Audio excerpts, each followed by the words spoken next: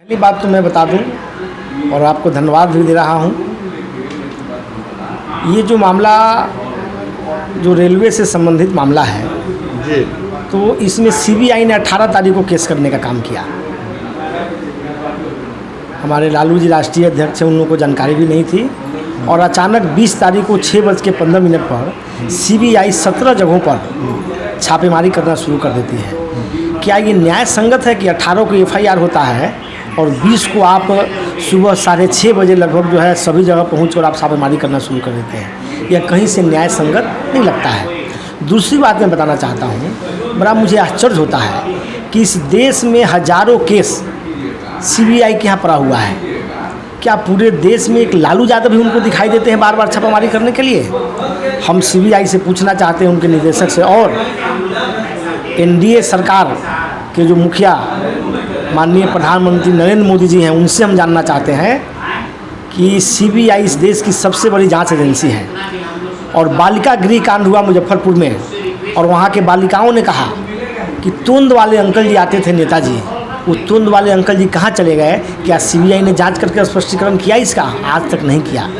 आज से 15-16 साल पहले मुजफ्फरपुर में नवरूणा हत्याकांड हुआ, जो चर्चित हत्याकांड है। उसके माता पिता उस समय के तत्कालीन राष्ट्रपति प्रणब मुखर्जी थे, उनसे मिलकर उन्होंने सीबीआई जांच की गुजारिश की और सीबीआई जांच का आदेश भी हुआ और आज तक सीबीआई नवरूणा हत्याकांड में कौन लोग दोषी है उस तक नहीं पहुंच पाई। हम ये जानना चाहते हैं ये क्या खेल चल रहा है पूरे देश में? लालू यादव मुखर राजनीति करने वाले लोग हैं। आज भारतीय जनता पार्टी को पूरे देश में कोई आईना अगर दिखाने का काम करता है तो उसका नाम लालू प्रसाद यादव है। अभी वर्तमान में आपने देखा है बोछा में विधानसभा चुनाव हुआ है, लगभग 37,000 वोट से हम लोगों की पार्टी जीतने का काम की है। हमारे प्रतिपक्ष के नेता माननीय तेजस्वी यादव जी के नेतृत्व में लोगों का विश्वास बढ़ा है। लोगों की ये उम्मीद बिहार में जगी है कि जिस दिन तेजस्वी यादव बिहार का मुख्यमंत्री होगा, सही में यह मुद्दों की सरकार होगी। जो विकास करने वाले तेजस्वी जी बात करते हैं विकास की, ये बात करते हैं बेरोजगारी की, ये बात करते हैं शिक्षा की, ये बात करते हैं किसानों की हालत सुदृढ़ होने की, ये बात करते हैं सड़क की, स्वास्थ्य की, शिक्षा की। इन सभी मुद्दे पर तेजस्वी यादव मुद्दों की बात करते हैं। तो इस सबसे ये बीजेपी सरकार घबरा चुकी है। इनको लगता है कि मेरे पैर तले जो है ज़मीन खिसक रही है, तो किसी तरह लालू जी के परिवार को डराने के लिए कि किसी तरह ये शांत हो जाए। लेकिन हम लोग बताना चाहते हैं कि कल का जो खेल हुआ है, पूरे बिहार की जनता ही नहीं पूरे देश की जनता मर्माहत है। जो बीजेपी के लोग हैं, जो बीजेपी के कोर वोटर हैं, हम लोगों ने सुना है, वो लोग बोल रहे हैं कि ये क्या हो रहा है, बार बार सीबीआई का छापा, बार बार सीबीआई का छापा, और मिला क्या? आपने पहले भी छापामारी किया, आपने क्या स्पष्टीकरण किया कि क्या क्या मिला? आपने तो बताया नहीं। कल आपको क्या मिला? कुछ कागजी बात आप करते हैं। आप कहते हैं कि नौकरी के बदले ज़मीन दिया गया।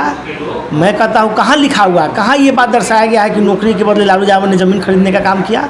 अरे हर लोग जो पैसा कमाता है, आप और हम और जो सीबीआई के लोग हैं, क्या वो ज़मीन नहीं खरीदते हैं? क्या वो किराए के मकान में रहते हैं? ये मैं जानना चाहता हूँ। इसलिए दुर्भावनाओं से ग्रसित होकर लालू जी के परिवार को परेशान किया जा रहा है। राष्ट्रीय जनता दल की नींव कोई लोग उखाड़ना चाहते हैं, लेकिन राष्ट्रीय जनता दल का कार्यकर्ता और राष्ट्रीय जनता दल को जो मानने वाले लोग हैं, सामाजिक न्याय की धारा को जो मानने वाले लोग हैं, वो लोग भी दृढ़ संकल्पित हो चुके हैं कि आने वाले चुनाव में 2024 में और जो विधानसभा चुनाव होने वाला है, बिहार में अता पता नहीं रहेगा कि भारतीय जनता पार्टी कहाँ चली गई। लोग मूड बना चुके हैं।